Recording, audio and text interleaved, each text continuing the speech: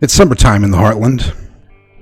Independence Day passed recently with the usual excitement. Barbecues, beer, fishing, and fireworks. The great swath of green that covers the center of America has reached its peak. The heat and lack of rain thinning its lushness as death prepares for its annual feasts of fall and winter.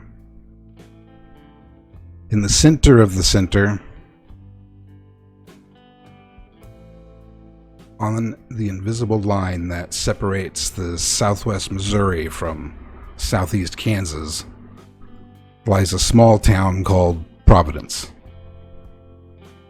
There's barely a couple hundred people who call Providence home, and that includes many of the farmers and their family that stretches out for miles in the surrounding area. It is positioned along a wooded stretch of highway that would take a driver going from Joplin, Missouri to Pittsburgh, Kansas in about an hour. This stretch of woods and farms, abandoned strip mines, and cow pastures is often forgotten until a need for gas or bladder relief forces the driver to stop at the one gas station along that stretch, located at the corner to the main street into town. There are a few small stores that serve the local community and the occasional shoppers looking for something they can't find in either of the nearest cities. There's a general store for hardware and household products and some groceries. A cafe that serves all three meals but is typically busiest for breakfast. It also hosts the local happy hour and sells fishing bait. Even a little tackle should you need some line or hooks. There's one post office serving 2 zip codes as the state line runs through the center of town, one Missouri, one Kansas. There are a few small businesses that support the local rural community, welders, mechanics, a family that processes meat for hunters and farms that raise their own, just to name a few. It's an odd but typically warm community. Small, tight-knit, but with an underlying darkness, like born of the many dark histories from that part of the country. Many unknown dark secrets lie just beneath the surface in Providence. Driving in, if you take the main street right off the highway, you'll notice the old, faded, cracked, and potholed pavement. Blisters in the hot summer sun. You don't dare walk across it in your bare feet, and in your shoes get this black mess on the bottom if you try to cross it. Deteriorates much over the last 15 years since the county's made it by for any sort of repairs. A few weeds are growing between the cracks, the edges. As you pass by some shuttered buildings, some still open, but also showing signs that they won't survive coming years. There seems to be more mobile homes than real houses these days, each with at least one defunct car or truck, sometimes a tractor, in its unmowed, poorly trimmed front yard. One of the nicer looking places in Providence is this little 2-story building, painted within the last few years, at least with the nice sign out front calling it the Blue Rose Antiquarian Booksellers. Pulling up to the front of that business in her truck is Daisy Hamilton. Daisy, describe yourself so they get a picture of you in their mind. In their mind's eye. I'm rough and fit, 62-year-old woman of average height, about 5'7", years of muscle building and upkeep, making her pretty spry for her age. From the neck down, she's just covered in tattoos of various things, ranging from a beautiful sunflower on her right shoulder, a German shepherd with its tongue out on one of her rib cages, an ornate decorated sun, and a quote from the Bible. Vines of roses and thorns trailing down her chest and continuing all the way down her left leg. There's other things that aren't as beautiful that are inked on her body, like a deformed skull with blood oozing from its eye sockets right between her collarbones. There's a tall shadow with fingers that stretch past its feet on the back of her neck, a crazed eye on her left shoulder, open and tear-filled. And those are just to note a few of her tattoos. Not that anyone would really notice all of these, because most of the time they're all covered. Upon closer inspections, the tattoos cover a wide variety of scars. There's claw gashes and bite marks and cigarette holes, burns. She's sun-weathered, inked up, and scarred for life. You looking at her, you obviously know she's been through quite a lot. Her face is thin and sharp, carrying the wrinkles of a long, hard life, and with the distinctive feature of an eye patch that covers her left eye. But her other eye is fine, a light hazel color, sunken in. She's an avid tobacco user, which kind of shows in her appearance, too. If she doesn't have a cigarette in her hand, then she has some chew tucked into her cheek, and her teeth are stained yellow from it. Her wiry gray hair is a short shoulder bob, just long enough to pull back if she needs to be, and gray bangs kind of frame her face, as well as hide another scar from a forehead split that sometimes peeks out if the wind hits it right. She normally wears jeans, steel-toed boots, stained tank tops, and a jacket, an aviator jacket that covers the tattoo sleeves. On her person, she usually keeps a few things. Notably, you see a pistol at her hip tucked into a brown leather holster that she makes no attempt to hide, as well as a small fanny pack that holds ammo and a cigar for special occasions, and a rusted black flask that she actually pulls from the inside of her aviator jacket when she gets out of her truck and slams the door. She takes a swig and looks at the blue rose. She also wears a chain around her neck that is adorned with several dog tags, and as she puts her flask back into her jacket, she grabs the chain and tucks it under her tank top. What kind of truck is it? That's an excellent question. I did my research on this, actually. Her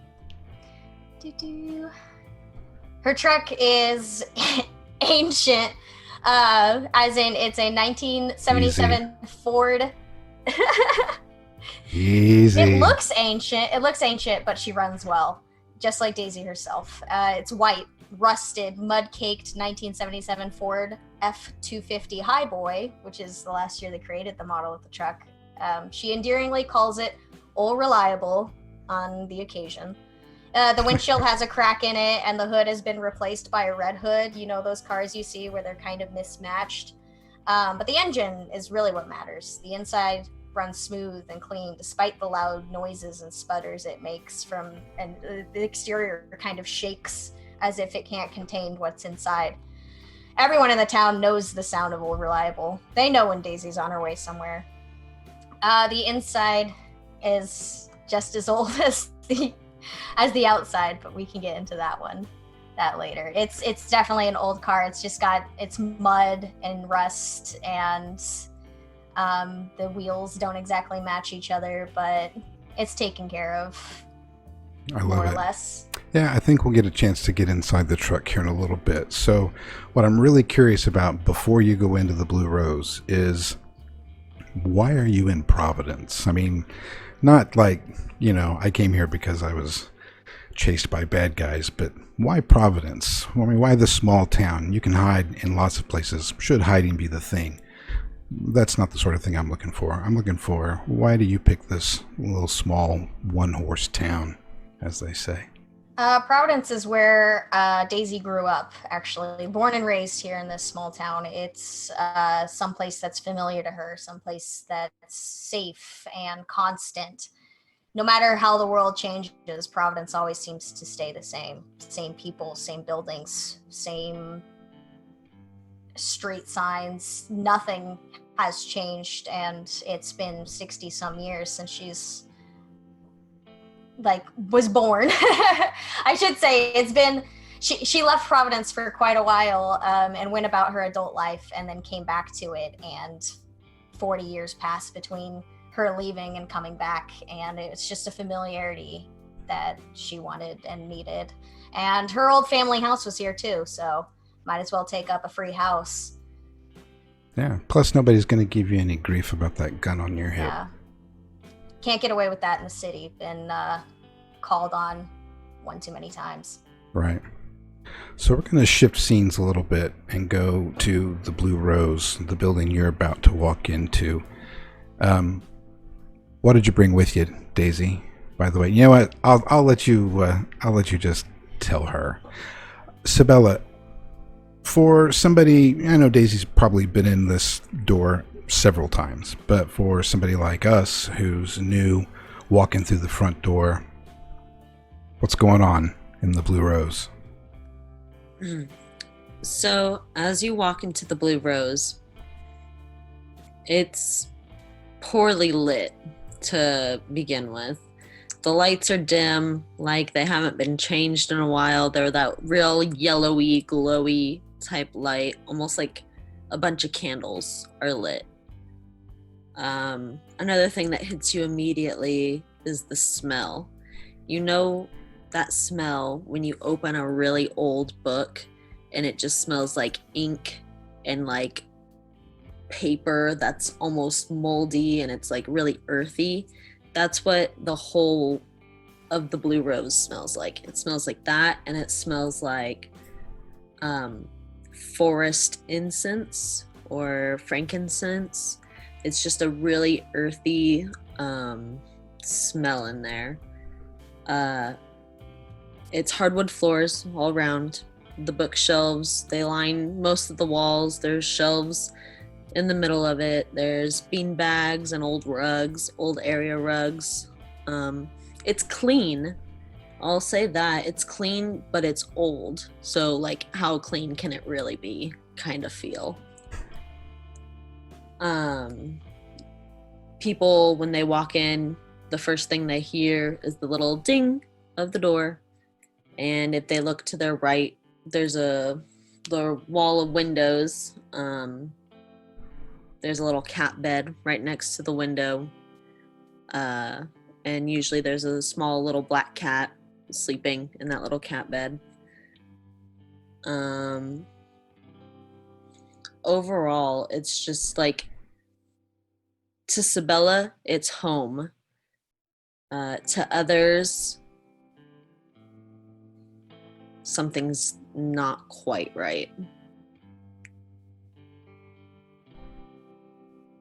And for you, it's literally home too. You live upstairs, right? I do, yes. If you go behind the counter, there's a hallway. There's stairs that go up into Sabella's home. She lives on the top floor. It's small, just like the shop itself. It's literally almost a one room. There's like 2 doors that close off her bedroom and a bathroom. I like it. Is it dark inside or is it pretty well lit? In Sabella's apartment? No, like in the storefront area. In the storefront? Not really. It's pretty dim lit. Like, you can read by it, but it's not like... And there's a lot of natural light filtered through all the windows. But once it gets dark, once the sun dips below the building in front of her store, then you just can't really see much in there. So there's the ding of the front door. Mm-hmm. Daisy walks in to the Blue Rose. Scene is yours. It's really early in the morning, but Sabella's probably expecting me, and if the door wasn't already unlocked, I have my ways in, whether it be a key or... Let me interrupt real quick. Get it herself. How early is early? Because I'm ancient. See, I'm 5 years older than the truck. So Like early 5 a.m. early to me is maybe different than what it is to you or young bucks. Is 5 a.m. early to you? God, 5 that's a.m. is pretty fucking so early. freaking early. Yeah, the door will be unlocked. Carry on. But Sabella will not be down in her storefront. Yeah, I'll let myself in. I spent the time locking up my truck, and I've got a Tupperware container in my hands, and then a white paper bag. And I close the door behind me, lock it, and I just make myself at home. I immediately head right upstairs to her apartment and pound on her bedroom door. I'm guessing that she's probably not up yet, and if she is, not very awake yet. Yeah, Sabella will be awake because she unlocked the door for you. You'll This is hear, true. yeah, you'll hear like a hair dryer going in her room, like just. And if you bang on the door, it'll stop, and then she'll like poke her head out. She's like, "Yeah, just go sit down. Just go." Are you really doing your hair right now? I mean, You think the fish are gonna give a fuck what you look like with your hair like that? okay, but you know, like if I don't like dry it after I get out of the it's so early. You're making so many good points, but please just go sit down. We gotta get there early. They bite early. No, they bite at the same rate at any time. We're literally there all day. What did you bring with you? She brought homemade biscuits and gravy, and while Sabella's kind of defending herself, Daisy just rolls her eye and lifts up the container, and you just smell this amazing scent. Daisy doesn't really make these often. It's a sort of special occasion thing. Oh, you made these. Yeah, homemade. Sabella will smell the biscuits and gravy. She'll roll her eyes and she'll be like, "I'll be out in 1 second. Let me throw on a shirt." All right. And Daisy walks away and goes to the kitchen to set it up. Set it up as in she's gonna place the Tupperware in the middle of the table between two chairs and open it and get two forks, and they're just Yep. gonna eat out of the same Tupperware. Yep. Daisy, why did you bring all this stuff over to Sabella's? Today is a special day that Sabella and I share, a very somber day. Growing up here, I happened to be very close with her grandmother, who has long since passed. And her parents both passed away in a tragic accident on this very day 4 years ago. And we often would go fishing. Even in downstairs in the shop front, you'll see old picture frames that line the walls occasionally or are up on bookshelves, and some of them have Daisy in her youth, with a woman who looks like Sabella, and that was Daisy's best friend growing up. And so coming back to Providence and hearing about Sabella's parents being dead, it's Daisy's a hard woman. She doesn't have a lot of softness to her, but because of where Sabella comes from and who she is, Daisy's kind of taken her under her wing. And every year on the anniversary of her parents' death, they spend the day together. Let me ask you this. Is the success of this breakfast very important? She wouldn't admit it, but yes, it is. And if Sabella doesn't like it, she would be very upset. Then I would like for you to roll plus coolness as you unpack what you brought. Roll coolness for a successful Wow. breakfast. Yeah, can you make your biscuits cool enough for me? 14. How cool are these biscuits? Ooh, they are hot. Sabella comes out of her room. Yeah, there's a complication, Daisy, with the 14 one complication at least. But you know what? I'll let you're pulling this out. What are you willing to sacrifice? It is KULT after all. What am I willing to sacrifice on this breakfast? Something's hitting the floor. What was it? No. The forks. Something's hitting the floor. The forks can hit the floor. She drops the white paper bag, and some crisp peanut brittle falls out of the bag and onto the ground. And she just, moving forward, she like steps on some of it. She's like, oh shit. And she reaches down, glances towards the door, and just puts the peanut brittle back in the bag. Yeah. Beautiful. You didn't see that, Sabella. She comes in just in time as the bag of peanut brittle goes back wherever she puts it, and you can finish what you're doing. Yeah. So Sabella will come out of her room. Her hair, her hair is like in a big top bun. Do you want me to? Yeah, I was just about to say. Okay. I didn't do that. Yeah, I was like, yourself for, wait, excuse me. I know. I was Daisy already swept me up. Yeah. The biscuits and gravy draws them in. Yeah, it does every time. You've seen Daisy 100 times, but for those of us who haven't, perhaps tell us what we see when we see you, Isabella. So yeah, since she was worried about her hair, her very long platinum blonde hair is strung up in a high bun. It's messy, it's wispy. You can see the one streak of magenta in the side of her hair. You can see it like wrapped around inside the bun, kind of in a swirl. As the camera, I imagine, goes down, she's very pale. It's like she hasn't seen daylight in days. She doesn't really go outside. She's a homebody. She loves her books. Her eyes actually almost match that purpley magenta color that's in her hair. People assume they're contacts. Maybe they are, maybe they aren't. No one knows. She has a nose ring in her nose. I told you we weren't doing dark secrets yet. I didn't say anything. What? It's not a secret. It's right there. It's right there. The eye color.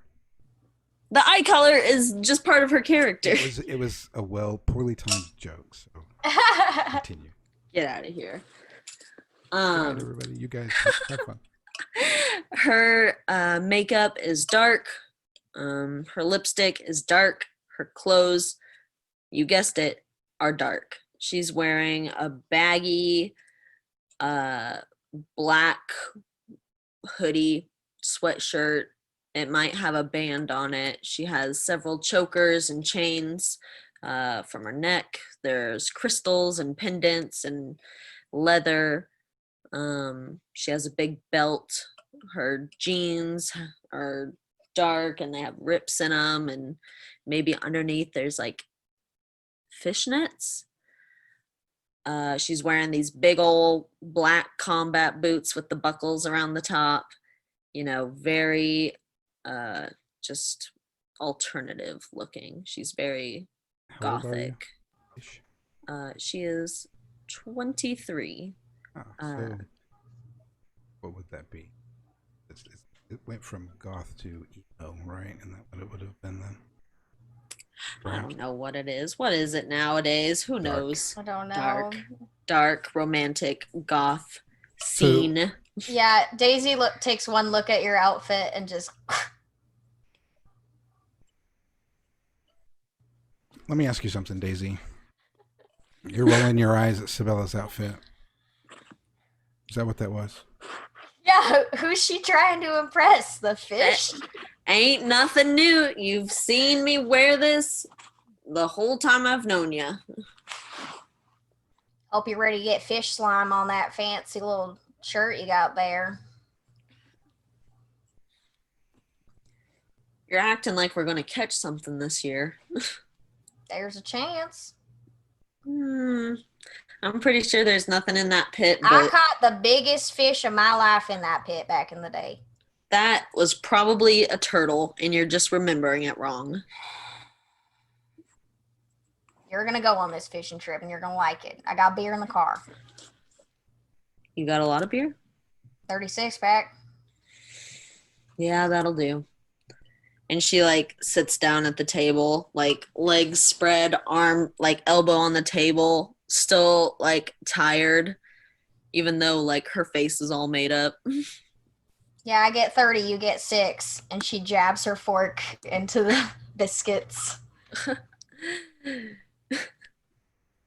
Sabella will laugh and she's like, I guess that's where we can start. And she like stabs at the same part that you stabbed at and like snatches it. She gives you a look, but she lets this happen. And there's just a very subtle smile. How are you feeling today?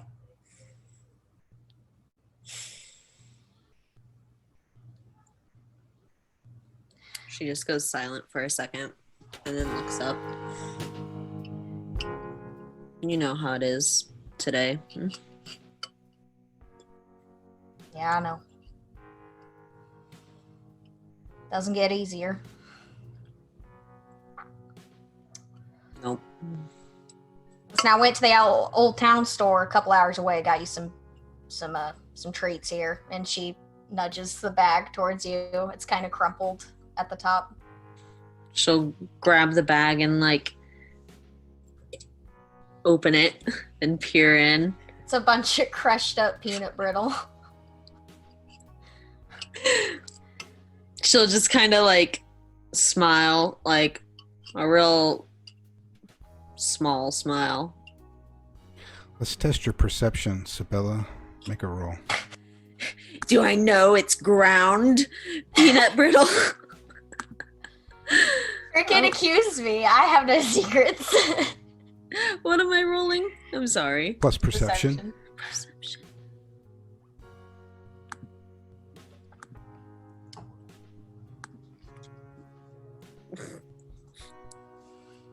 A 13. A 13. The peanut brittle looks nice. It's like there's one little chunk of something in there that doesn't quite. I mean, it looks kind of like peanut brittle, but it doesn't. It's like that. It's like a little broken off piece of varnished wood or something been down on the floor for a minute.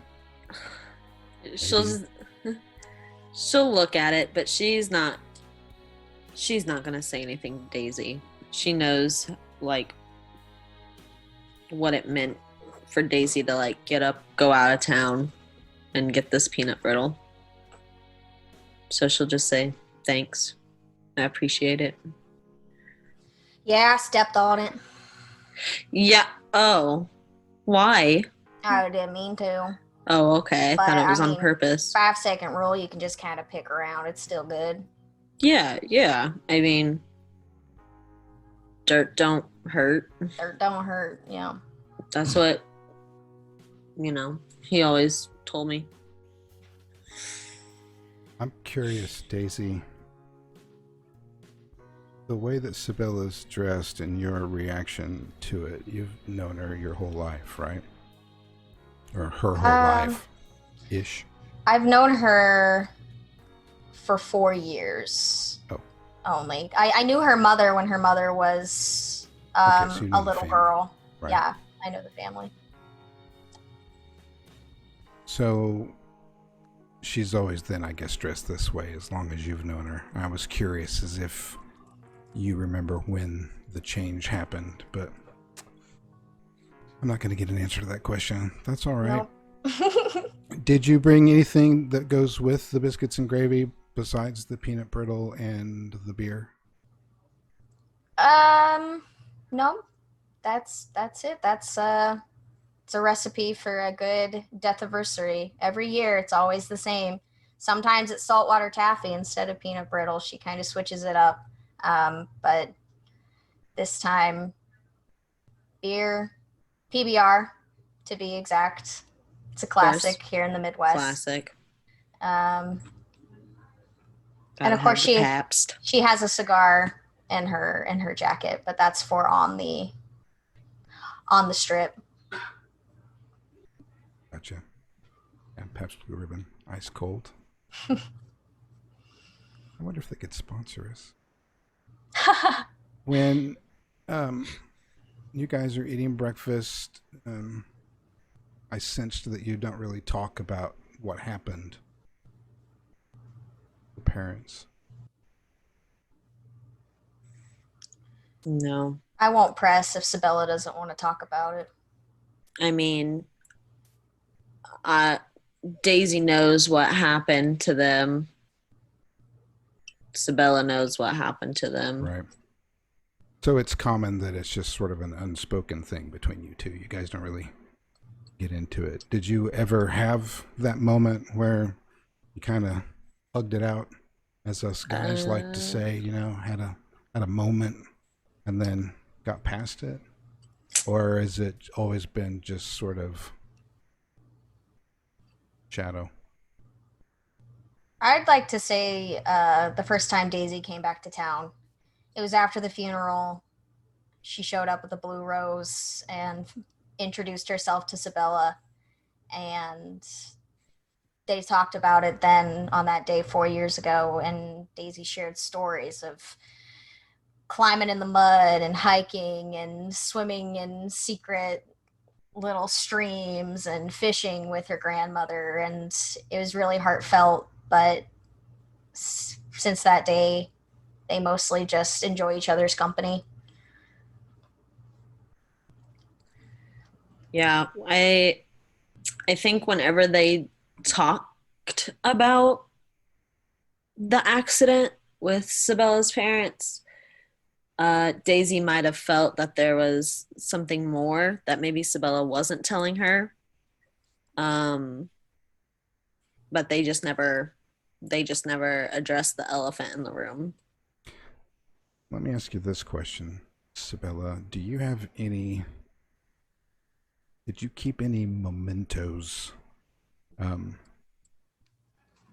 Well, they're going to find out sooner or later, and it's not a huge secret. It was a fire. Everybody in town knows about it. The house burned down.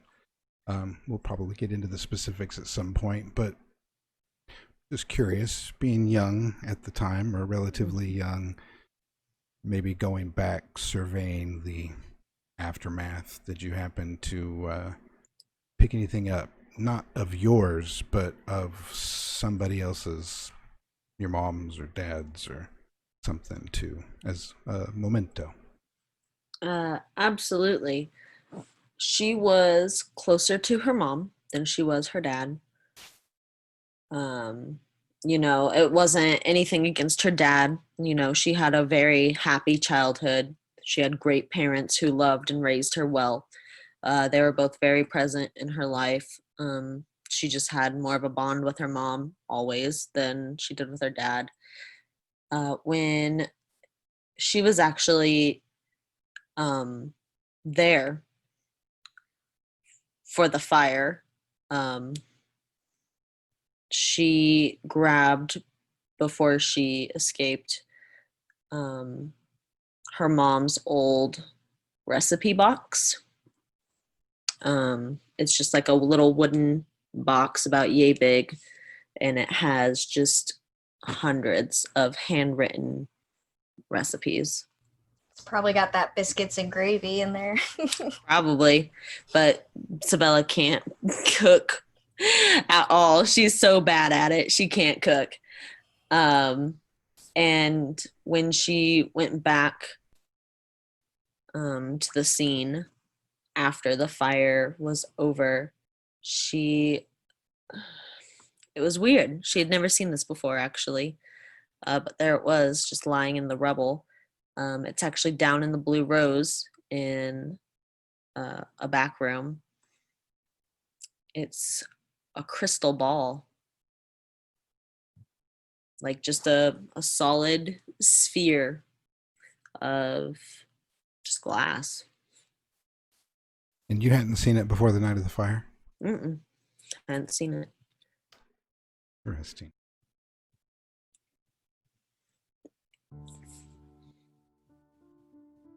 Is the recipe box out in the kitchen? It sure is. It's by the toaster. It's a heavy moment, Sabella. You're full of love with Daisy, and these biscuits and gravy taste absolutely awesome, but memories are memories, and because I love drama, I want you to roll plus willpower. Keep it together, in a sense. I am loosely interpreting some of these moves, as the players know, but the people out in the audience don't know that they are sleepers officially. I got exactly a 9. Oh. No better, no worse. It's a matter of timing between Daisy's just subtle comment. She didn't say much. She just to let you know that she's thinking. You're thinking because it's that day. You look up to sort of take your eyes off of Daisy and hopefully shield yourself from the comment because it still hurts. You're young. It's only been a few years. You see the box and how do you respond? Don't worry about the numbers. You know, she'll kind of suck in her cheek and just look and kind of stare at the biscuits and gravy, and then she'll look back at the recipe box, and then she'll look at Daisy.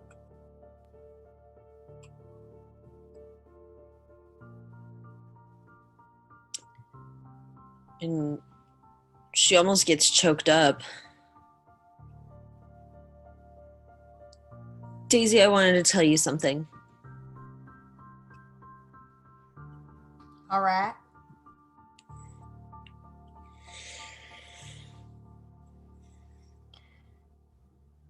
And she just kind of looks at her for a little bit and scratches her head, and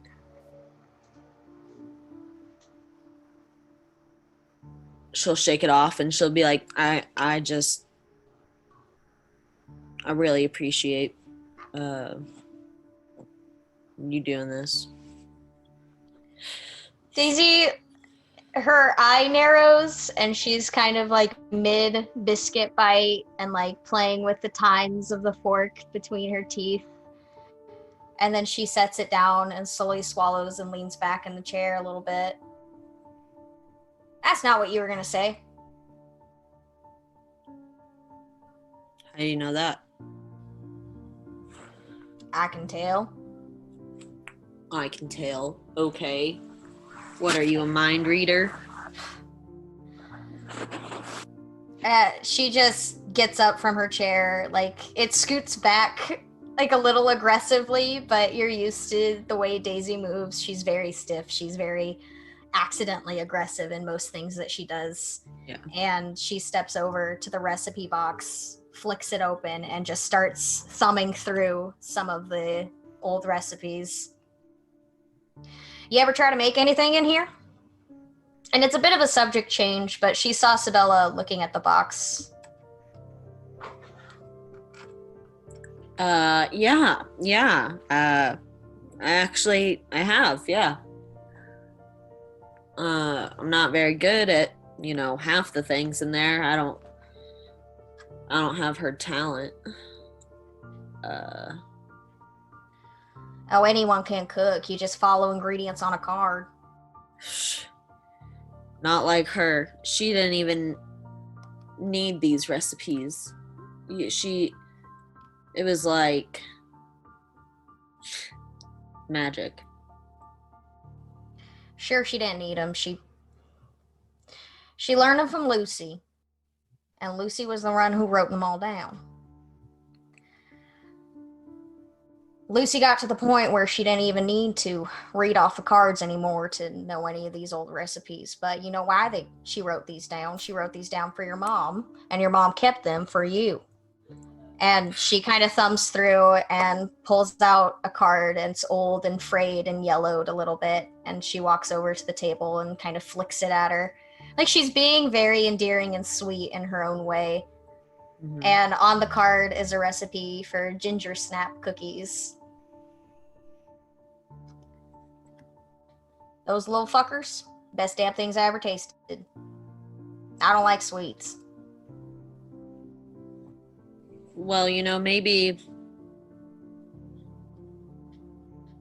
I can try it out. Good. I got a birthday coming up. Subtle. So subtle. Okay. Yeah. If you're still kicking, I'll make you some for your birthday. How about that? Bet.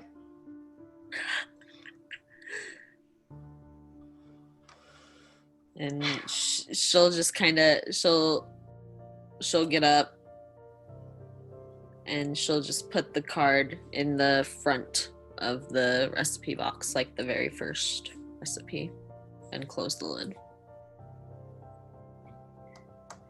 It's about time, right? We should be heading out, fish biting and all. Mm-hmm. I'd say. You Is got it- any more preening to do? Nope. I'm ready. Let me. I need to feed Babadook, but then we can go. Babadook that's the black cat. That is the black cat and not a spirit in the basement. Yes.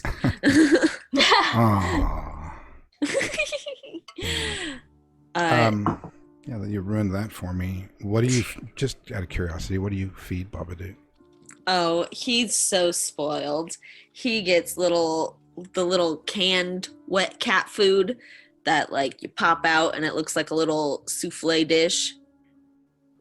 The ones from the commercials. Oh, okay. Like Fancy Feast or something like Yes, the fanciest of feasts. that? Right. No trademark infringement intended. Okay, cool. I was curious. So you can just pop that open. Are there anything, you're about ready to go. It's like a 10-minute drive to this place where you're going to go fishing, and then you got to walk through some fields and some wooded areas for 15 minutes probably, if you're bringing, what'd you say, a 36 pack? 36 pack. Pass with the ribbon. It's got to be ice cold, so I'm assuming that you've got a cooler. We got a with cooler. some ice in the back of the truck. Oh, yeah. Yep. So, is there anything else that Sabella? I know you're not particularly dressed for fishing, or at least not according Never. to Daisy. Never. What's the season? It's summertime, just shortly after 4th of July. Another reason to get out early, you'll be sweating. Oh my Yeah. god, you're right. The Okay. grass had been growing like crazy. You know how it is. It's summertime in this area. The grass grows and grows and grows, but there's always that moment somewhere in the middle of the summer where you look outside and suddenly the grass is all turning brown because the rain has stopped. You're kind of at that moment, just past the 4th of July. All right. There's filled with soybean smell and sorghum. There's definitely something I bring, but I forgot, so I'm not gonna mention it because I can't find it. Oh, you actually In my had notes. something written down. Yes, but I can't find it in my notes. It's something I told. No, you're good. I'm just pulling this stuff out, making you guys shoot from the hip. So No, yeah, I absolutely. kudos that I you had something always. on paper. I always grab something really specific. I grab it's chalk, like a little line of chalk. I grab Salt. salt. You Yes, got a pouch a little. of salt. Yep, I got a little pouch of salt, and I got what is it? It's something. It's cross. Babadook's. Nope, it's Babadook's old collar. It has a bell on it. I carry that in my pocket always. All of that in Those your are pocket. those are all three of those in my pocket. No purse, no bag, no Nope. backpack, Nope. hat, Sub- sunscreen, insect repellent. This I got is- that in my car. Yeah, In my this truck. Daisy's got all that. No, Sabella always travels super light. She always has those 3 things in her pocket wherever she goes. But that's She has like a key for her store, but like that's it. But that stuff's important to you. You just rely on Mama Daisy to take care of that for you. Daisy has all the survival stuff. So Daisy would look at Sabella like she was crazy if she like had a can of bug spray or sunscreen. Like, I mean, like that's unnecessary. Prepared. I got all that in a pouch in the back of my truck. yeah, she'd be so offended that Sabella thought she wasn't prepared for them.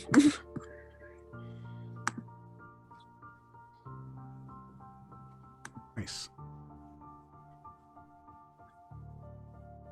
So you guys are gathering up your stuff. Blue Rose. I would like... Who is the one who's going to clean up the breakfast? I guess that'd be me. Or is it a joint affair? Nah, because it's just like a Tupperware and 2 forks. So no, Sabella will clean it. Daisy made it. Daisy brought it. Sabella will clean it. So She doesn't have a dishwasher. She just rinses it in the sink. And Daisy, you didn't break out the good china? No. No. You think Daisy has good china?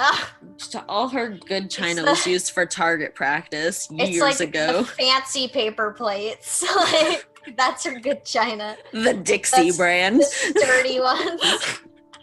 Nice. Fantastic.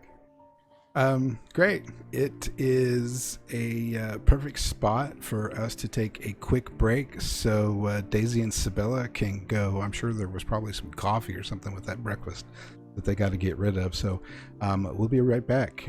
Stretch your legs, go take a leak, wash your hands. We'll be back.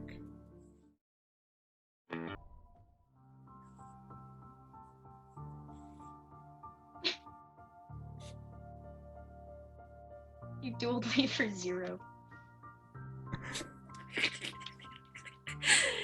No, he changed it. Hello, internet. I cracked myself up. We are live. Sorry, I was dead air. No! Dead air. No, he started it. Curtis is just like, are we here? We are. Oh, man. I was trying not to do what I did, but I did it anyway. Dang it, Curtis. You guys have got all your stuff gathered. Daisy, did you bring the beer in to like stick it in the fridge while you were having breakfast? No. Or did you not bring it in? You just told her about it. I left it in the truck. We It's walk in the out to the cooler. truck and we got the cooler. It's out in the pickup, and you see 2 long fishing poles already strung up and with bait attached. There's a tackle box and a bucket to throw the fish in. How many fishing poles? 2.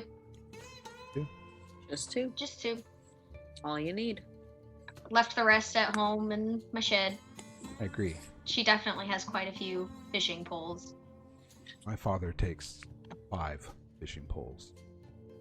That's too many. preposterous. Why would you need that many? Thanks. You only have so many hands. You have to carry the beer. Exactly. You got 2 hands. You got 1 fishing pole and 1 for beer. He's got arguments, and I would love to have this discussion. I thought maybe Daisy would have a similar opinion, that she might have like several in the back of her truck, but we're cool with it. We'll move on, not waste any time on it. But if you want to talk about it later with me in Discord, I'd be happy to. I'm talking to the audience if they're interested in my father's fishing habit.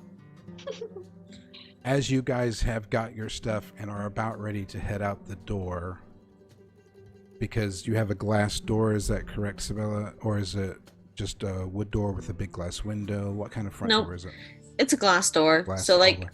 yeah, her storefront, like basically the front of her store, like the front and one of the sides is Right. all glass and windows. So pretty typical storefront the last Yeah. 20 years or so. Very good. Yeah.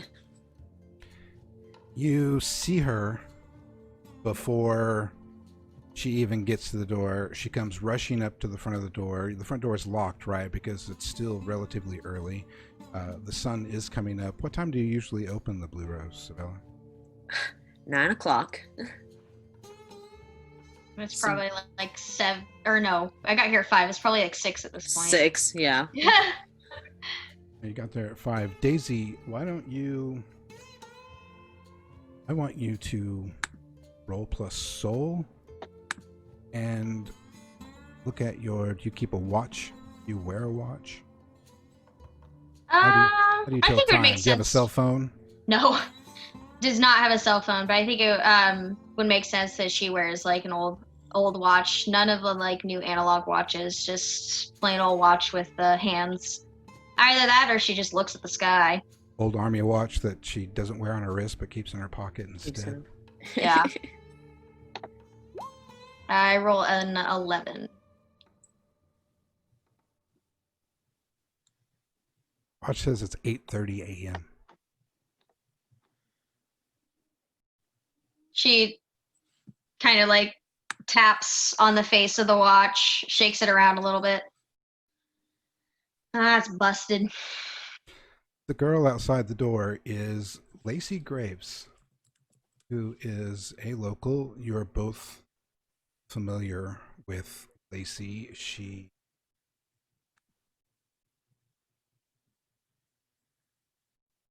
go, Lacey. There you are. Older than you, Isabella. She's 43-ish. She runs the quickie store, the convenience store, with her father, Earl Graves, who owns the store. She helps run it, works nights most of the time, mid-length, stringy black hair, brown eyes, glasses that probably should have been replaced about 6 years ago.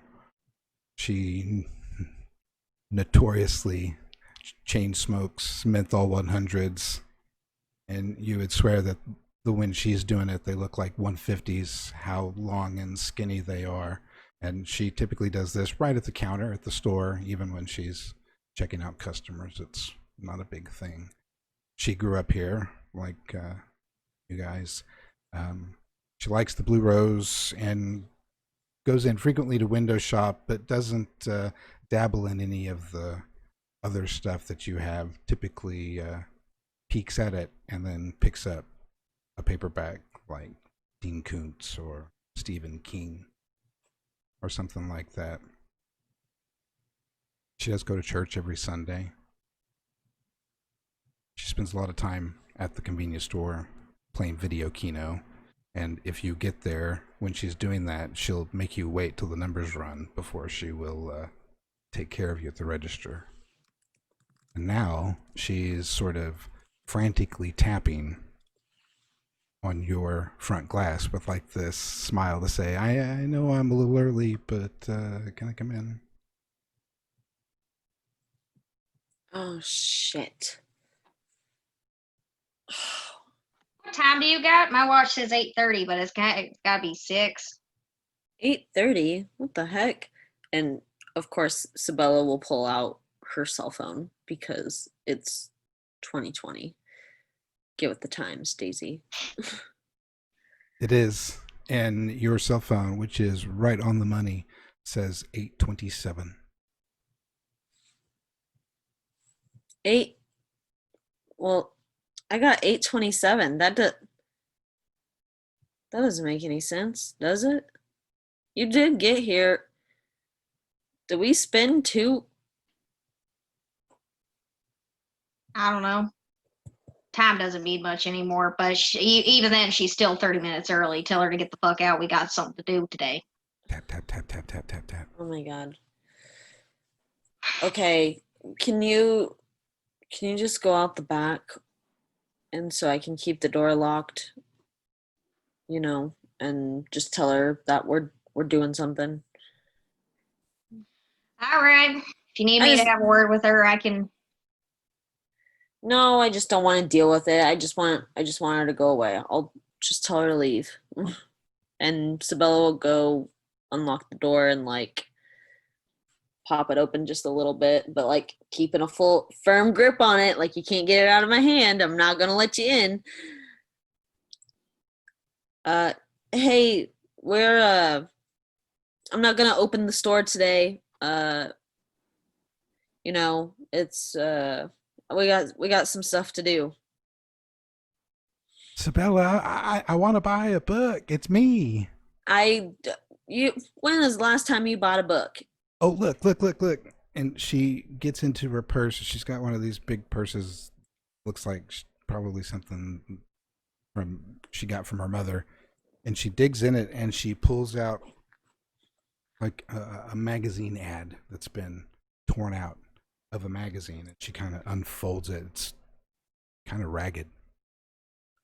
And she holds it up to the window, and it's just it's a magazine ad for a Stephen King book called It. The ad is old, probably from whenever the book originally came out, and it is the original first edition picture, the first printing of the book. That's the image of the book that you see in this particular ad. And she says, it's a first edition. You sell old books, right? Yeah, but I don't have the first edition of It. But you've got really old books in there, right? Surely you've got this one. Can I come in and just look real quick? I promise. I'll just look real quick and then I'll get out. I'm so sorry. We gotta go. We're behind schedule anyway. Come back tomorrow. I'll have the same books tomorrow. I promise. What are you doing today? It's just something I do every year with Daisy.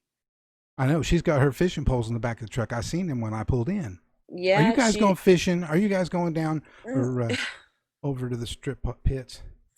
No, I mean, it's gonna be hot today. Can I just come in and look at these books real quick? No, it's not. It's none of your business. It's gonna be all fucking day before I get to see Dwight. He's not gonna be around till tonight, and I want to read this book today. It's fine. You got hundreds of books. I'm not letting you in. I'm sorry. Daisy never went out the back. She just kind of she didn't. She kind of stood there and lit a cigarette and has been listening impatiently. And at this point, she steps up next to Sabella and glares directly at Lacey. Did you not hear the woman? The store's closed today, so you can go bugger off. All right. Look. Fine. See what happens when you're in a hurry at my store, huh? She kind of stomps off and flicks her cigarette. Yeah, well, I don't window shop in a convenience store. I know what I want. Okay, Lacey, all you ever do is you come in here and you walk around for 30 goddamn minutes, not purchasing a damn thing until you find what you want. Maybe 2 hours, 3 hours later, we ain't got time for that. She's in her car by the time you get to the point. Yep. Get out of here. Sabella, and she's already done with the cigarette that she started, and she flicks it at her in her direction. Yeah, Sabella would have locked the door as soon as she had flicked out of the door. And she's like, honestly, you don't have to go off like that. I had it. I got this under control. You had to have the customer service face on because it's your store. It's not mine. I mean, I get a free ride to be rude to people. It's my reputation. I know. Everyone knows. I was thinking about it, we could use the money around here. But no, this is more important. I don't have a first edition of it. What is she thinking? Not even a possibility? No. I doubt it. I feel like that's really rare. So you guys can now, unimpeded, load up. You do notice that the morning seems to have gotten on. You really must have sat there talking time away. Daisy, you're probably a little frustrated by this fact that somehow seem to have robbed yourself of an hour. I know what that feels like in my life. Setting. The big one comes out only at 7. Right. I still think it was a turtle. That one fish years ago isn't going to still be lurking around, even if it was a fish. That was huge. Oh, it still is. You know it is, and it's even bigger now. Oh, I don't know. Come on, get in. And Daisy, her car is old. It doesn't have the automatic locks. So she goes to her front seat and unlocks it with her key and then crawls in with And kind of like reaches over the middle to hit the lock for the front for Sibella to get in. Yeah, Sabella will hop in. She's kind of short, actually. Sabella's not very tall, but she's got long legs, so and she wears like those big heeled boots all the time, so she appears taller than she Right. actually is. Daisy, roll to avoid harm. Okay. What's Does the- my hip give out? I was about to say you might break a hip getting into your truck. Trying to reach out. 6. You never know. When you reach over and pull up that little thing, that you pull up to lift the lock Mhm. on an old truck of that, when a truck that young, it comes off like the plastic has broken or something, and when it comes off, you gash your pinky finger on the threaded metal piece that it is typically twisted down onto, so it's exposed now, and the end of it has cracked, so it came loose from its threads. And when you did that, yoinking it up like you do, you cut the side of your finger. Nothing terrible, but it's bleeding nicely. Inconvenient. For a woman your age, you bleed a lot when you get a cut. It looks like it bleeds a lot, but She that's what my grandma always said. just like swears under her breath and then just shifts to the other hand to unlock it more carefully this time. Hey, Sibella, when you get in here, can you get the first aid kit from the back seat? Yeah. And she like hops in, but like she kind of like doesn't sit down. She like leans around to the back seat and like shuffles all the things. I assume Daisy has like Yes, so many things. There's some things back there that are always back there. Like in Mhm. this truck, she's got various old newspapers strewn here and there. There's a shotgun just like on the floor up. Hanging out. Yeah, a Winchester shotgun. There's an axe and a first aid kit kind of under the seat. There's various dirt and crumbs because it's in desperate need of a vacuuming. She got like one of those black ice car fresheners hanging from the mirror in the top, and an ashtray in the cup holder that needs to be emptied. And the seats are this like really nice, groovy, old, cracked green leather, and there's like wires sticking out by the driver's seat, and green carpet on the ground of the car that's kind of like tinted brown just from overuse and being stepped on. The glove box in the front seat kind of like stands out because it's this like old wood, and it's like one of those cars where you have the windows where you have to like crank it, and personally that like the back right window, you can't crank it because it'll get stuck. So it's Yep. a double. It's one of those extended cab looking. Yep. trucks. Extended cabs. Oh, nice. Mhm. She can get radio, has old cassettes. There isn't a CD player in there. Good heating and air conditioning though. That's been worked on recently. But that's basically the inside of her truck. She's got those few things in the back, and you probably know exactly where to find the first aid kit. Yeah. So she'll grab it. What the hell happened? I don't know. I need to get the car in the shop again. There's always something with this old girl.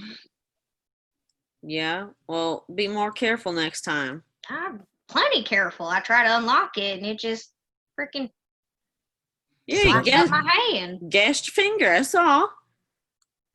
No, give me the kit. Give me a Band-Aid out. Come Okay. on. Make yourself Oh my useful. god. Is it an automatic or a stick shift? Standard. It's a stick shift.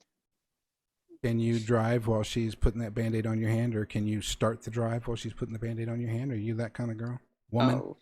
Yeah, I'm in a hurry to get to this strip pit. The fish, they'd be biting in the morning. We only got like an hour or so left before Oh my they're not biting so much anymore. So she definitely jams the key into the ignition and starts it. Sabella's like peeling the like little strips, like the Band-Aid. It actually takes you 2 Band-Aids, Sabella, because the first one gets messed up because she hits a Of course it pothole does. on a particular turn. But you get it done just about the time you get right out the edge of town. not very far away, half a mile even. Very small town. This town of Providence, for those out there watching, is a solid 1 mile from farthest edge to farthest edge, and it's mostly rural, so it hardly looks like a town at all in some sense. But about the time you hit the gravel road that is going to take you out, and this time of the summer, you just leave this huge, blinding cloud of dust behind you, blanketing out everything from behind. If Daisy's been on this road at any particular time recently without getting a car wash, most of this, at least the back half of her truck, is just going to be dust covered, and certainly will be by the end of this day. Driving out there, the trees start to thicken a little bit as you head out to this old mining area and these old strip pits, which is really what this fishing pond is an old flooded strip pit, really 100 yards from one end where you start to the other side. Trees line one side, and there's some surrounding trees in the area, and there are several others similar to it dotted out in the area, some better for fishing as far as accessibility and quality of water, etc. But this one is the best. In fact, it even has a little dock and is frequented by several of the locals. That's why it's nice you picked this particular day. It's not expected to be too awfully busy. Driving out there, whatever music you're listening to, the conversation you have, you do notice, just as soon as you get onto this dirt road, a very large dead possum.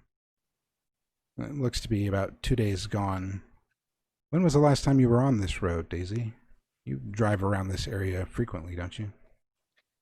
Yeah, she goes on a drive every single day, just kind of to drive for the act of driving. She loves to drive.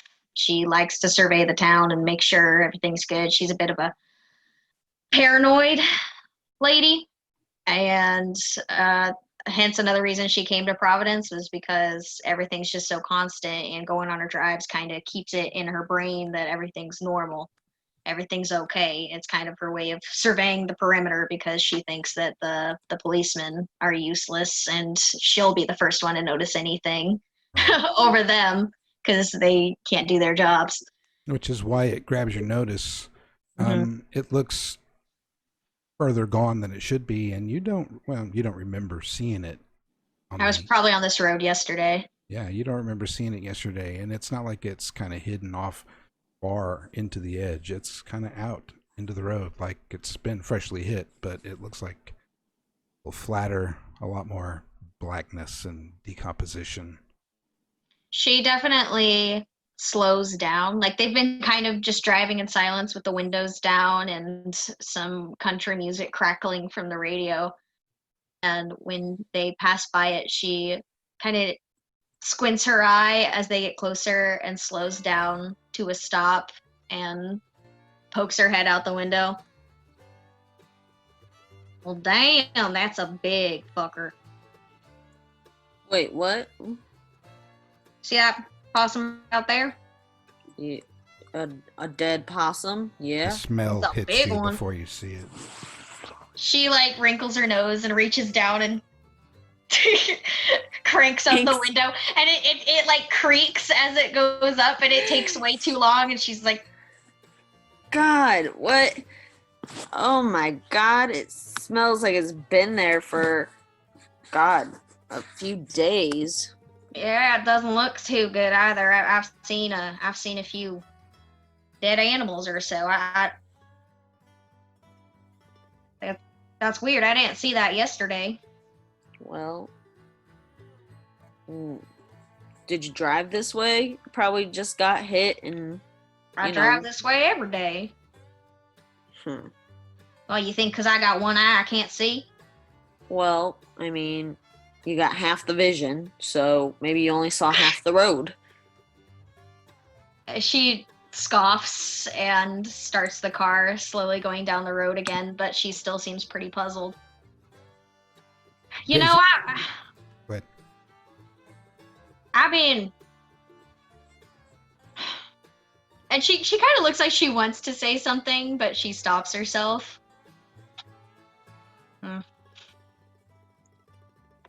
Well, spit it out. What? All right. Listen, I tried talking to someone about this, and they call me crazy. But I think they're getting bigger. The wildlife.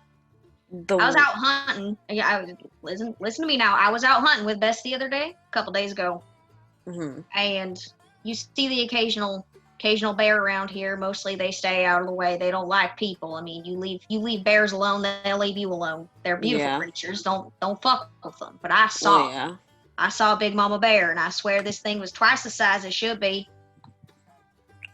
Bess was barking up a storm, and I had to tell her to be quiet. She's an old dog. She can barely see. She doesn't know what she's looking at. We see this big old wall of fur up in there. She got her 3 cubs around her. I didn't touch her. I left her alone, but that's a big possum. I never seen anything like that, and I think there's something going on. Something in the water, maybe. I think it's just a coincidence. I think you saw a mama bear who had just had her cubs. Obviously, she is still fat from being... I've seen bears before. Okay, well, you're acting like this was like the biggest bear you've ever seen. It was the biggest bear I ever damn seen. Okay, but if you ever went hunting with me, maybe you'd see it too. You know I don't like killing creatures. You can't go out into the fucking mud with those shoes you wear. It's ridiculous. These shoes are literally built to be out in the mud. I wear them for fashion, though. Well, the bear's gonna think, oh, some nice shoes right there. I guess I won't eat her. Maybe. You don't know. Okay. I know what I saw. All right. I just think, okay, well, maybe it's just a coincidence. Big bear, big possum. Big possum that I didn't see yesterday that looks like it's been there for 3 days or so. All right. Something in the water, I tell you what. That's why I drink well water. That's why I have a well on my property, and I don't drink public water. You purify the well water? You know, well water purifies itself. Bugs and stuff can get in there. Snakes, frogs. Go through the works, it's fine. You just go down the well and get that shit out. I do whatever you want. It's just a hole. You don't know I don't know the mechanisms of a well. Do you know the mechanisms of a well? The science behind it. I just know that it's better than whatever they're pumping up the water tower there. Okay. All right. Don't I'll let you have this. Of all people. I mean, I'm pretty happy with the tap water. I'm not all very right, big. But when you start growing tumors, come back to me and. Oh yeah, when I'm 2 times the size as a normal Sabella, I'll let you know.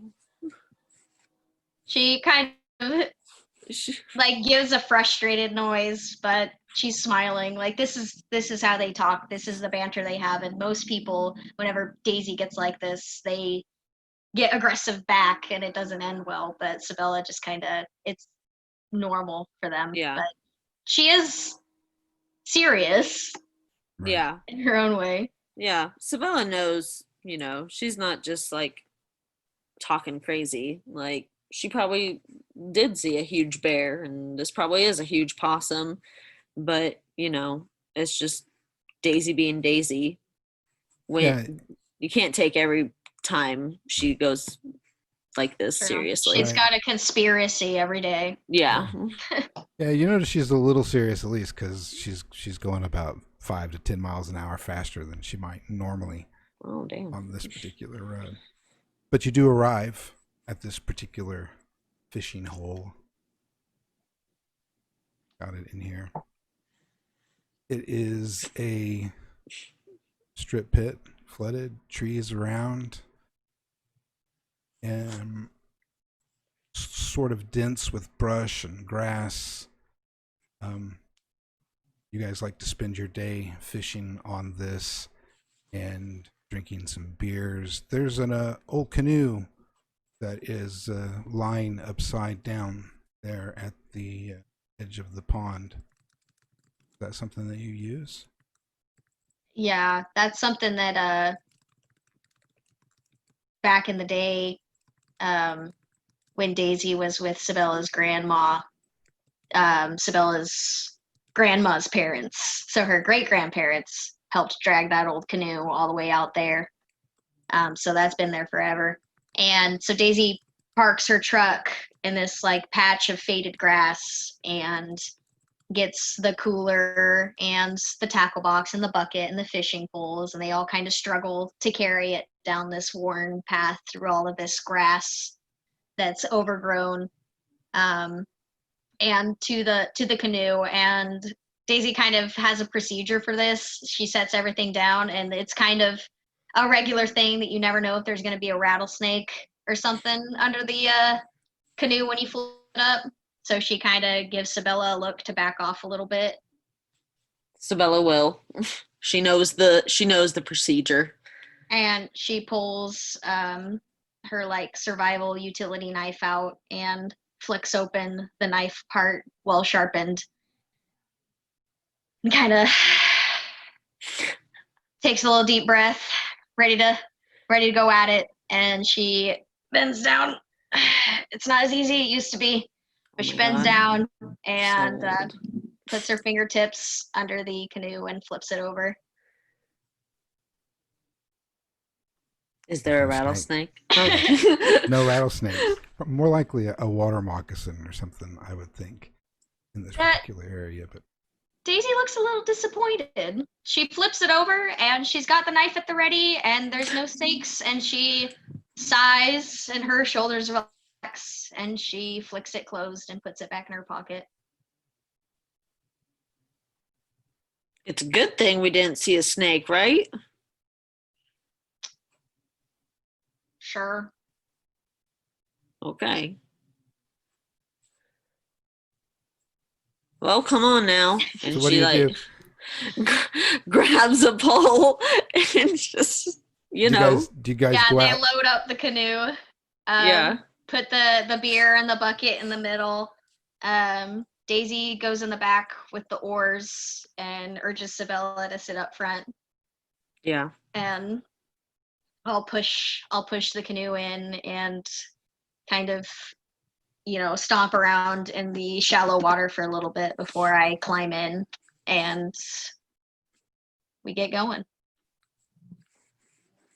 Do you bring a radio with you? Nope. It's just silence, drinking beer, and listening to the frogs. Yep. Oh, so you guys The cicadas. You don't even really talk. Does Daisy get onto you if you like try to start a conversation while she's fishing? Oh, yes. yes. Afraid it might scare the fish away or something? Absolutely. Mm-hmm. It's like a solid 3 hours of just like sitting in silence. Sipping beer. At one point, they'll just go, "Yep," and that'll be it. Or like Daisy isn't aware of it, but like she kind of grunts. Like if she even feels a nibble, she'll like get really excited and be like, and like mess with her pole. But she never catches anything. I feel like Daisy would catch a few things, and she'll cheer Sabella on in her mind. Yeah. But they sip beer. At some point, Daisy will reach into the little pouch at her hip and light a cigar and just like nudge Sabella on the arm for her to turn around, and she'll hand it to her. Yeah, they'll share the cigar. You are having a great day. One of the best of these days that you've had in quite some time. I don't know where your thoughts go to as listen to the frogs.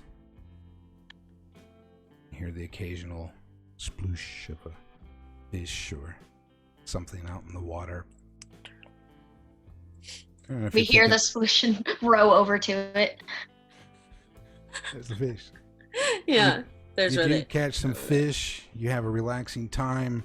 Everything's perfect. You're probably just about where you're feeling really good about what today is turning out to be.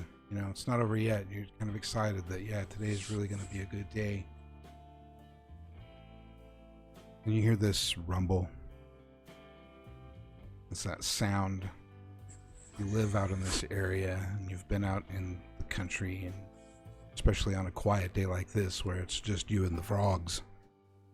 You can hear a car driving on the gravel road even if it's a mile away, especially if it's some lead-footed teenager. And about halfway through the rumble, when you go, okay, I hear a car, you can hear the radio. Something obnoxious and loud. Way too loud for you to be hearing it already. You know they're not even close yet, and you can hear something coming from the car. I'm egging Daisy. Yeah, the more you describe this, the more Daisy in the canoe is just like aggressively casting. Yep. There's a possibility they could just drive on by. It is a they now because you can hear the raucous laughter over the music from the speeding car down the gravel road of what has to be teenagers, males and females. And they get closer and closer and closer until it's no mistake. They've pulled up to wherever the parking place is for this particular place and have commenced the walk to the pond, to this strip pit, your fishing hole, which also substitutes as an occasional swimming hole for this group of teenage boys and girls, probably 6 of them. Oh man. Trunks and swimsuits, towels, flip-flops, goggles. A couple of them are carrying some paper-wrapped 40s. One of them's got a 6-pack of something that's not Pabst Blue Ribbon. They're making a lot of noise. They have one of those Bluetooth speakers, so they're listening to music with their phone through one of those big, overly loud speakers. They all crash out there at the dock, start laughing, teasing, jumping in, getting out, jumping in, getting out. What do you do? You know, today's a sacred day, and I didn't plan on whooping any ass, but schedules always change. You know, I wouldn't mind a little whoop ass. Do you think they just didn't see my truck parked out there? Do you think they just like chose to ignore that we're already No, I think they're just disrespectful as hell. here? And Sabella's like egging it on. She loves watching Daisy like just chew someone out, like, because she does it so well. She's got like the very last bit of the cigar like hanging from her lips, and you can just see like a line of frustration gathering at her brow. You know how like in animated stuff where it's like the red like pinch, like that's visible. And she's trying to behave today because today is a day for Sabella, and today is a day to mourn the loss of a beautiful couple. And she's trying to say this in her mind, but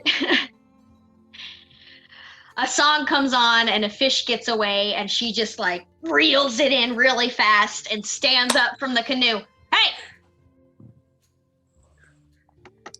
They can't hear me. That shit's too damn loud. We gotta row closer. And she sits down and starts like rowing, completely turning the boat around to go to the dock.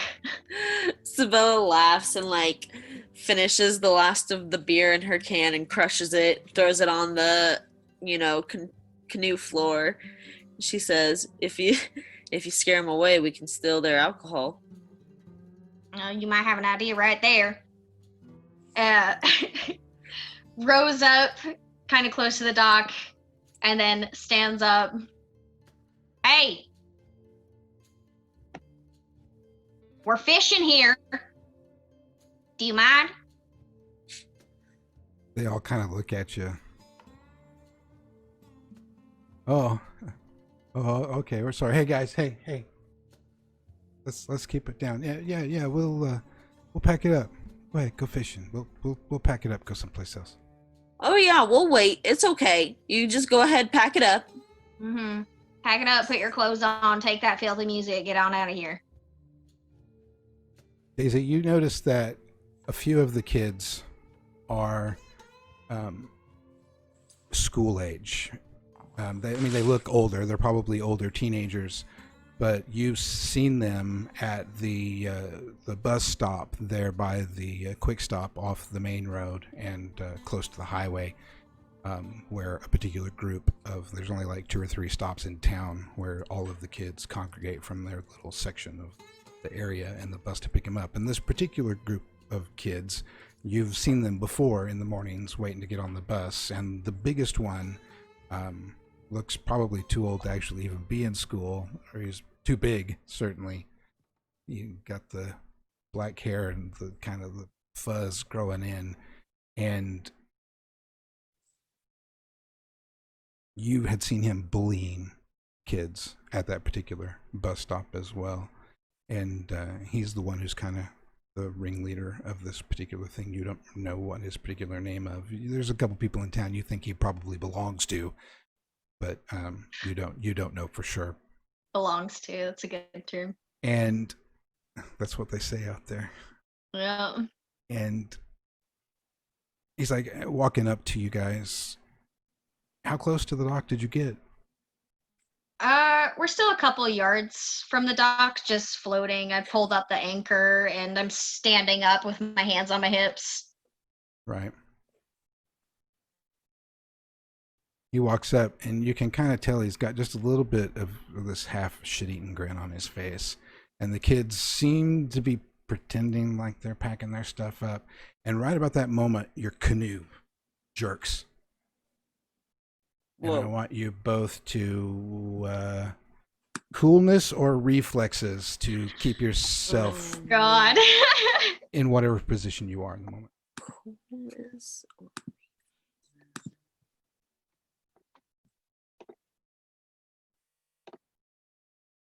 I really want to be cool in this moment. I can't not be cool to these teenagers. I'm trying to Right. be cool too. How cool am I? Luckily, I'm cooler than I am. you. Sabella didn't It's my stand up. age.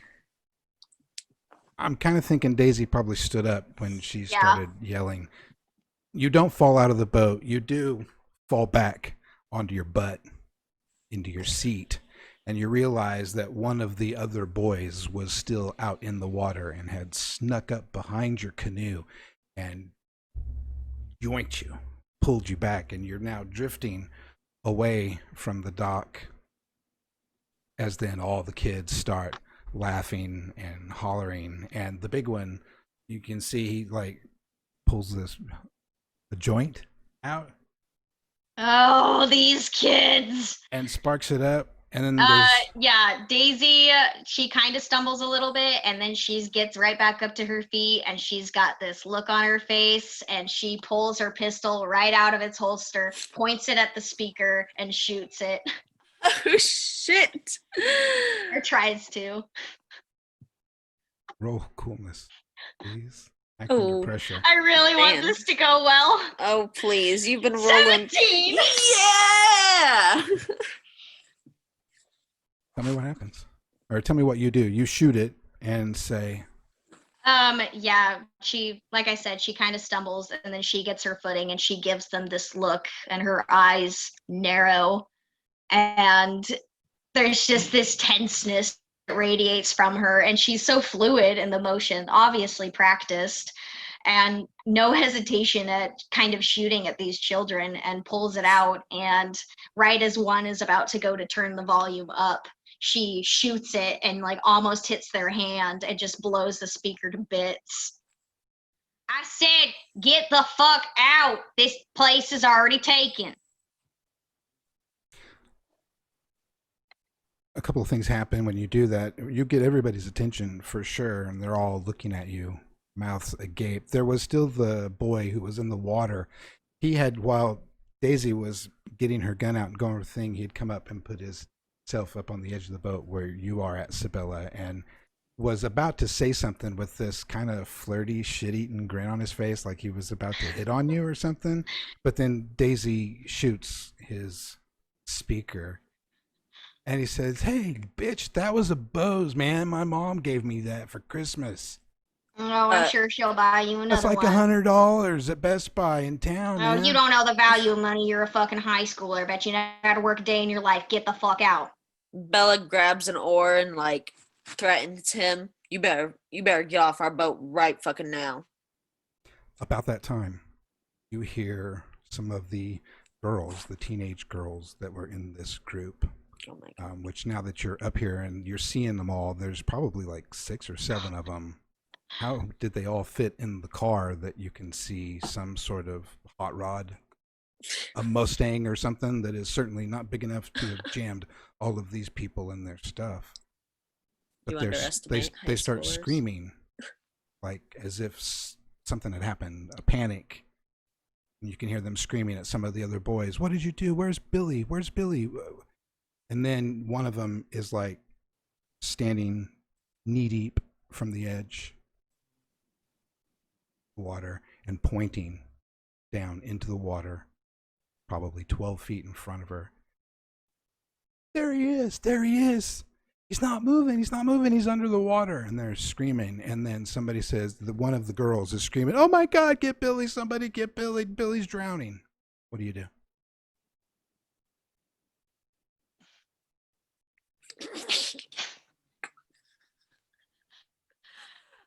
Sabella or Daisy kind of lowers her pistol and looks at Sabella. Sabella will look right back. 2 of the other boys that are in the group dive into the water. Like, it's not my problem. I'm old. They got it. They're not my friends. I don't know who these people are. I mean, I probably do, like, recognize them, but sorry, you can't swim. We are not heroes.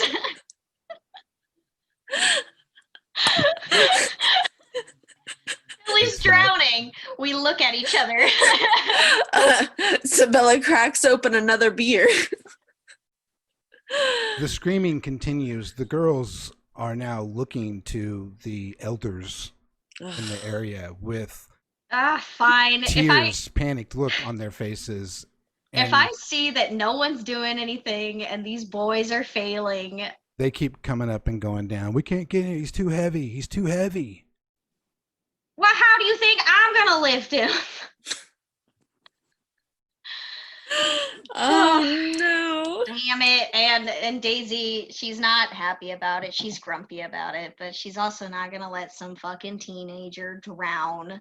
And she sees them failing, so she kind of hands Sabella her gun, tears off her aviator jacket, revealing just these sleeves of tattoos and this tank top. And she'll dive on in. He's just right when it goes from the shallow, you can walk out. Those pits get deep fast, so there's not really much of a ledge. And if it is, it's usually been sort of carved out for just this particular purpose. Mm-hmm. He's just beyond that. But he's down in the murk of the water. You can kind of just see the light coloring of his skin down brown, greenish water. She doesn't care what she grabs, be it his hair, his arm, his clothes. She just grabs him and yanks as hard as she can. He's limp, and you realize it's not so much that he's heavy, but he is completely covered in that sort of green, slimy pond moss that you can get yourself caught up in, especially when you're fishing. You know how it is. You can get in patches of it. You're fishing, you pull it in, and then you'll have this little green, stringy stuff sort of hanging off the end. It has the consistency kind of snot, really, when you get it on your hand. But he seems to be covered in just a thick web of this stuff, and you really have to kind of work on it. Yeah, she'll grasp at him and then let him go for a second to come back up for a big breath and just Sabella, knife, pocket, jacket now, and like holds up her hand to catch it. Yeah, Sabella will throw it. She didn't take her eyes off the water. She knows exactly where Daisy's gonna pop up, and she throws it to her. I grab it, flip the knife open, take another deep breath. It's a lot harder nowadays, and go back down. I'm really tired after this. But I go back down with the knife and I try my best to cut some of the goo away. And she's not gentle about it. Nothing about Daisy is gentle. She might even cut the boy, but I mean, if it keeps him from dying, he can survive a few cuts. Right. You do get him free enough that you can lift him up out of that. And Sabella, when Daisy pulls this boy, he's got to be one of the girl's younger brothers. He's maybe 10, 12 perhaps, kind of skinny boy. And you pull him up. All he's wearing is, excuse me, swimming trunks, just covered in this moss stuff. You've never seen so much of it in one place. When she pulls him up, it's almost like she's pulling up some little mini swamp thing from the bottom of this pit, some sort of green slimy creature. But then you can see the form of the boy underneath. Do you take him straight to the edge of the thing, or do you try to get him up on the dock? Where do you take him? He's lifeless. Feels lifeless. I think at this point, since the dock is where he jumped off from, the dock is the closest. And so Daisy comes up from the water, like breathing hard and dragging him with her. And she reaches up and tosses her knife up on the dock and grabs the edge of it and kind of pulls herself up. But like, she can't pull herself up and the boy. So she kind of looks at the teenagers and like, somebody help me get him. Yeah, they're all there, and they all chip in and help you pull him up. And they grab him, and a couple of them, they slip and fall back because he's got so much of this moss on him. But you get him pulled up. He's not breathing. What do you do? Heck. Sabella will have rowed up to the dock by then and is now also on the dock. Daisy refuses help from any of the teenagers for herself. She lets them help the boy, and if any try to reach down and pull her up, she like swats them away and like gets herself up and is like, ugh, damn it, and like kind of hurts the wound on her hand on the dock a little bit, like probably splinters, and it isn't really helping with the bleeding there, but she brushes it off, pulls herself up, and being a woman from a military background, I'm sure she knows how to do CPR. And so as soon as she gets back on there, like a wet, old, wrinkly dog, she like waves them all off again like they're a bunch of annoying flies, like get out of the way, and goes over to the boy and immediately starts the CPR, like doing like chest compressions, opens his mouth, puts her mouth on his, the full business. You are doing CPR, and the boy starts to go into convulsions, and you can realize that he seems to be, his body is attempting to get air, but it's like maybe his airway is blocked. Do you look in his mouth? Yeah. It looks like he's got some of that moss or something. There's this green shit in the back of his throat. Ew.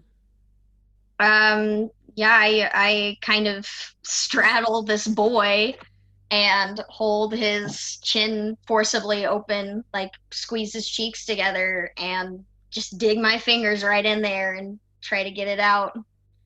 He convulses, and you pull out this big wad of that moss stuff, this green moss, and you're pulling it, and it just keeps coming, and you look, and there's like more, and he just can't seem to get any air, and he's turning blue and convulsing, and you're just pulling more and more of this green moss out from under him. His friends have to kind of help hold him because he's thrashing, and then he stops. Yeah, she's like on his chest with her knees holding his arms down, just like shaking her head and getting more and more confused as she just keeps pulling it out.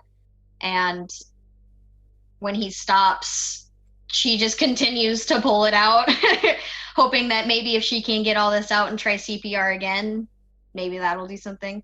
It seems endless, and you can continue to try, but it is the look in this boy's eyes. They're wide. You can see how the blood vessels in the whites have burst. That area has gotten this sort of red ring around it, and all of the veins are extended. Yeah. Daisy. Are fixed. She sees this look and she knows this look, so she stops pulling it out and just stops with her hands on her knees, and she's breathing hard, and her hair is just in her face, wet. Sabella will come over and touch her shoulder. Hey, you tried. You tried to help him. It's okay.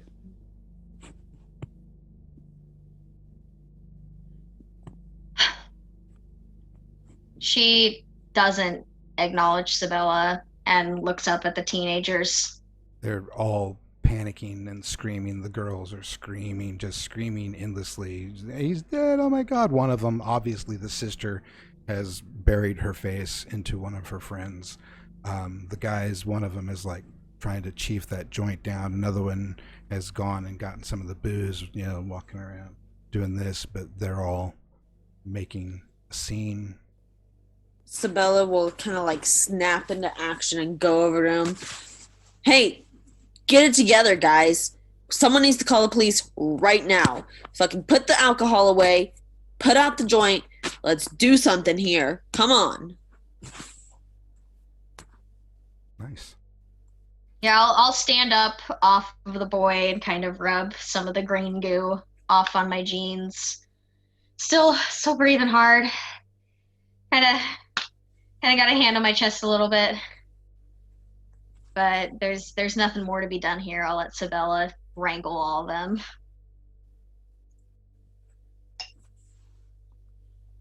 While Sabella wrangles the teens, they're quite panicked. Daisy, in the process of getting this, you see that the canoe has started to slightly drift away. You're going to have to wait out a couple of steps to grab it. It's no big deal. You've done it before. And you do that. Yeah, I'll do it. I got my fish in there. When you are pulling the canoe in, you see the end of the canoe pop up as if something hit it from underneath. Not very far. It wasn't anything exaggerated, but it was unnatural for what you would think might be a fish. Could be that big one.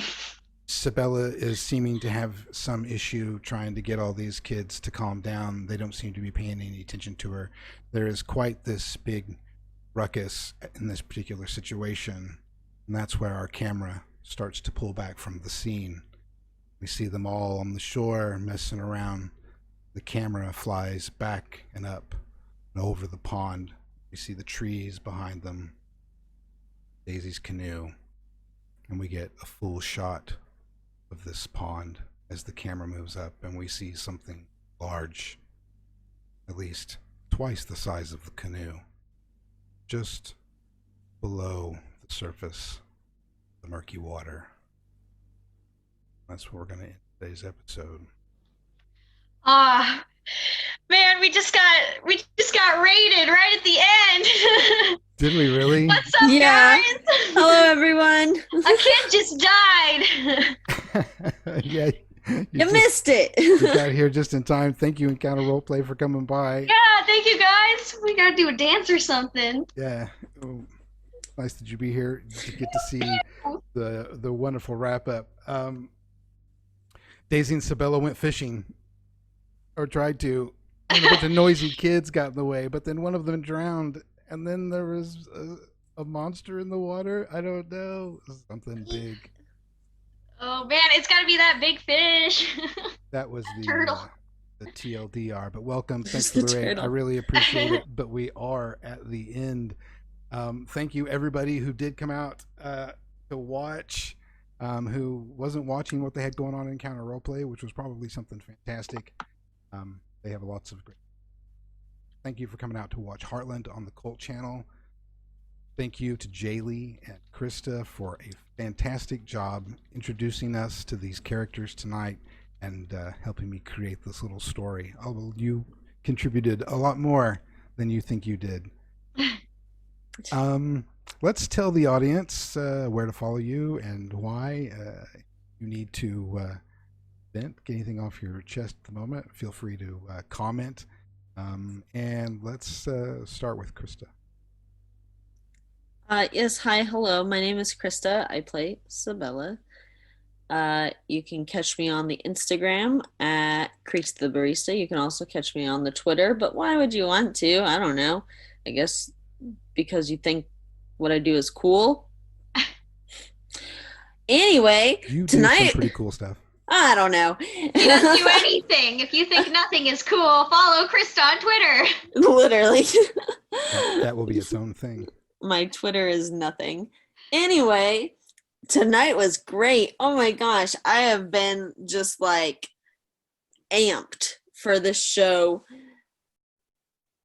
since we tried to start it and we didn't start it, but now we're here and now we're doing it. And I'm so excited to bring Sabella into this world. I'm excited for everyone to see how she grows. Her relationship and we still have more cast members to bring in too. Oh my god, so many more. So many more. It's going to be such a good story. I'm excited to see what Curtis and Duke and everyone has in store for Sabella and myself. Yeah. It's That's mostly Duke. If I go off script, I get a little message in Discord that said, "What did you do right there?"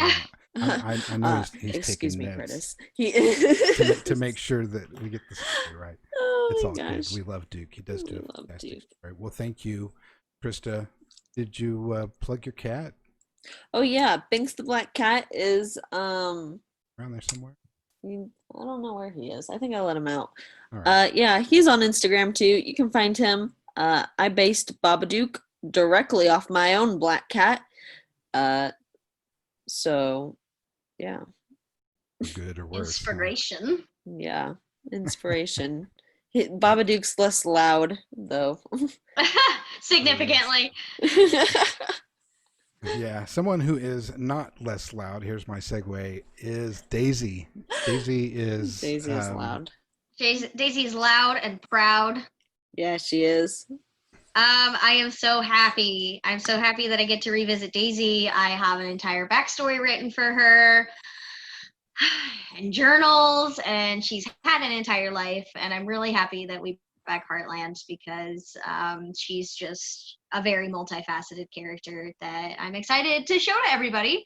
And I'm glad that we got rated. Hello again, Raiders. Hopefully you can tune in next week. But Encounter Roleplay does a wonderful job. So if maybe you can have like them on one screen and us on another screen and get like 2 earbuds. Yeah, you can find me on Twitter and Instagram at Jahoy_Nady.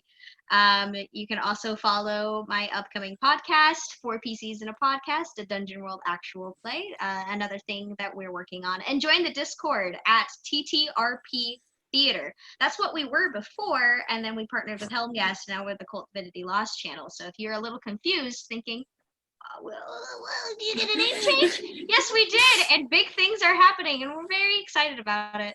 But yeah, I enjoyed tonight. That was really cool. It was fun to get into some backstory, and I can't wait to get the other players in here and learn how we're all connected and have things get a little more spooky. Gonna be lots of fun. Thank you for coming and playing this game. I love it. Thank you again to the audience for watching. My name is Curtis. I'm the Twitch director and media producer for Helmgast and the KULT channel, and the executive director for TRP Theater, which produces all this stuff and so much more. We have lots of things like a KULT podcast called The Experiment, which I think they do a better job than I do, but we all argue about that. And I'm very hard on myself, but Peter Samuelson is the GM for that particular actual play podcast, and it's fantastic. Daisy's been on it. Jaylee has been on it a couple of times. Duke, Walter, the writer for the show, and our creative director has been on it. Craig from Red Moon Roleplay has been on it. Mitch from Helmgast has been on it. Lots of people have stopped in and done some really good KULT playing on that. So check that out as well. And we've got some other fantastic shows right here on this channel every Tuesday night. Sinners and Saints, which was fantastic. Those guys were great. Brings a whole new look and feel to what we've always done with KULT. And they do a more sort of dark political type game. Very intriguing. They are all very good role players. Should check that out. And we've also got the Place of Wrath and Tears coming up. Its premiere on the 13th, and it's going to be on Sundays bi-weekly starting the 13th. That one's at 8 p.m. Eastern. Our other two, Sinners and Saints, and then Heartland. There's my plugs for the week. Lots more stuff coming. I already got messages today for 2 new campaigns that want to get developed. So lots of things happening, and that's just for the KULT channel. And then if you're interested in what we do at TTRP Theater, which is this and a whole lot more, go to ttrptheater.com.